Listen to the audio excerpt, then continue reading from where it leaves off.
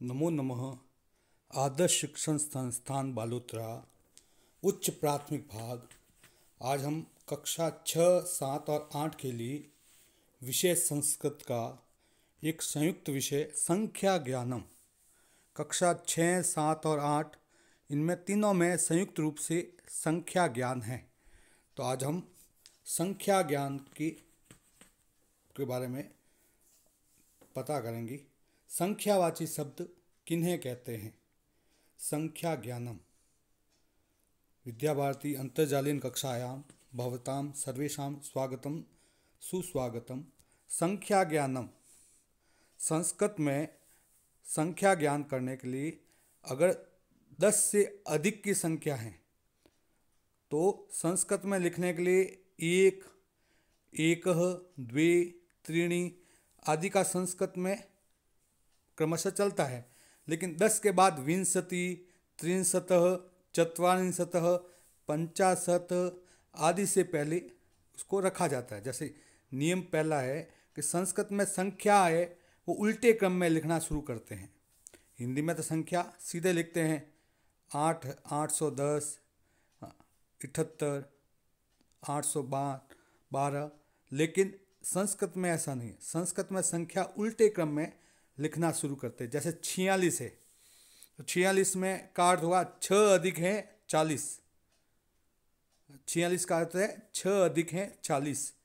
तो 6 को कहते हैं 60 और 40 को कहते हैं चत्वारिंशत।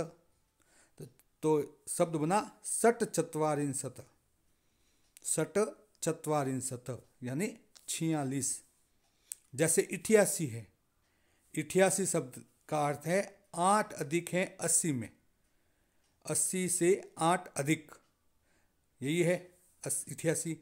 8 को कहते हैं अष्ट और 80 को कहते हैं अशीति। तो कितने हो गए? अष्टाशीति, 80 हो गए।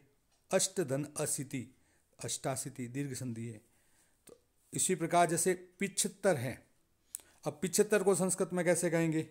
तो 75 को कहेंगे 5 अधिक है 70 या 5 ऊपर है 70। 70 से 5 अधिक ऊपर चले गए तो इस प्रकार 75 होते हैं। तो 5 को कहते हैं पंच और 70 को कहते हैं सप्तति। तो इस प्रकार शब्द बना पंच सप्तति।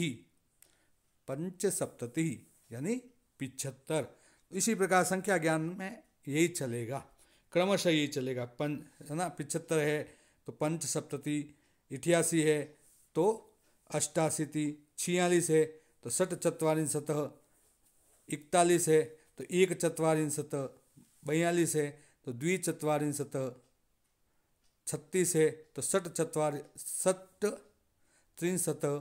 इस प्रकार 21 है तो एक विंशति, 22 है तो द्वाविंशति, ऐसे क्रमशः चलेंगी। चलिए आज हम संस्कृत में संख्या ज्ञान करते हैं। एकतः चतुर्थ पर्यंत संख्या ज्ञानम। 1 से 4 तक संख्या ज्ञान कैसे चलता है? 1 से 4 में पुल्लिंग, स्त्रीलिंग और नपुंसकलिंग तीनों रूप चलते हैं। पुल्लिंग में कैसे चलेगा, स्त्रीलिंग में कैसे चलेगा और नपुंसकलिंग में कैसे? जैसे एकः पुल्लिंग में चलता है एकः, स्त्रीलिंग में चलता है एका और नपुंसकलिंग में चलता है एकम। जैसे एकः वृक्षः, एका अजा, एकम गृहम। इस प्रकार पुल्लिंग, स्त्रीलिंग और नपुंसकलिंग में ऐसे चलेंगे। द्वौ वृक्षौ, द्वे चटके, द्वे गृहे, इस प्रकार रूप चलेंगे। त्रय सुकाः, त्रिस्त अजाः, त्रीणि कमलानि। इस प्रकार तीनों के रूप अलग अलग चलेंगे। चत्वारः बालकाः, चत्वारः बालका, चतस्र महिलाः, चत्वारि पुष्पाणि। इस प्रकार ये सब के रूप अलग चलेंगे। उसके बाद पंच से क्रमशः एक साथ चलेंगे। पंचतः विंशति पर्यंत संख्या ज्ञानम। इससे पहले एक बार पुनः देख लेते हैं। एकः एका एकम, द्वौ द्वे द्वे, त्रयः त्रिस्त्र त्रीणि, चत्वार चतस्र चत्वारि, ये 1 से 4 तक संख्या ज्ञान।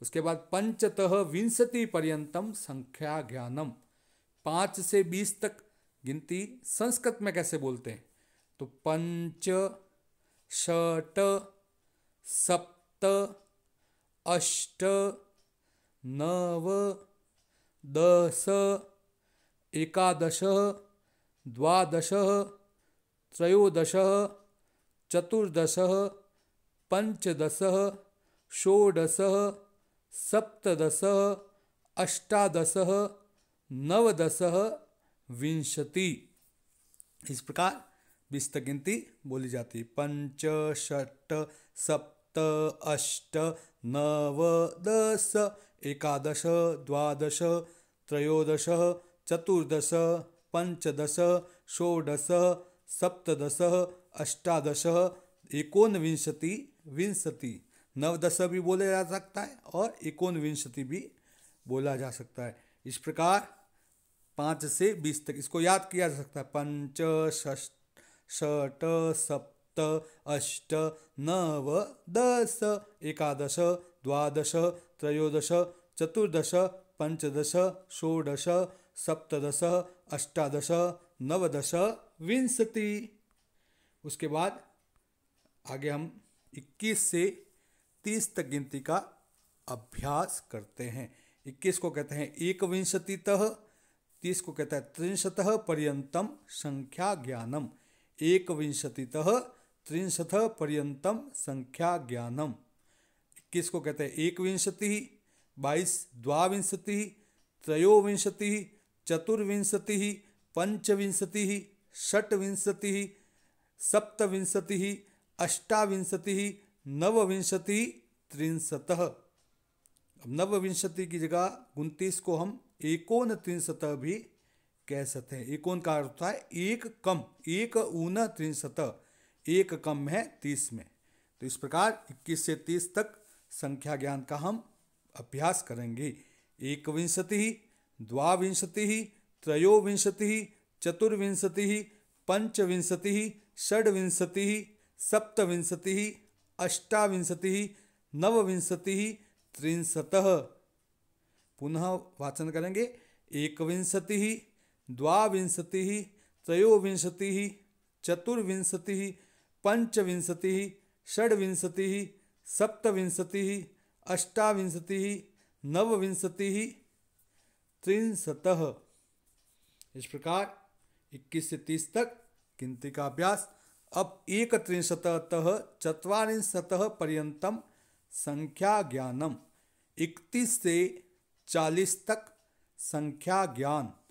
31 को कहते हैं एकत्रिंशतः, 32 को द्वात्रिंशतः, 33 को त्रयत्रिंशतः त्रयस्त्रिंशतः, 34 को चतुस्त्रिंशतः, 35 को पंचत्रिंशतः, 36 को षट्त्रिंशतः, 37 को सप्तत्रिंशतः, 38 को अष्टत्रिंशतः, 39 को एकोनचत्वारिंशतः या नवत्रिंशतः भी कह सकते हैं, और 40 को चत्वारिंशतः।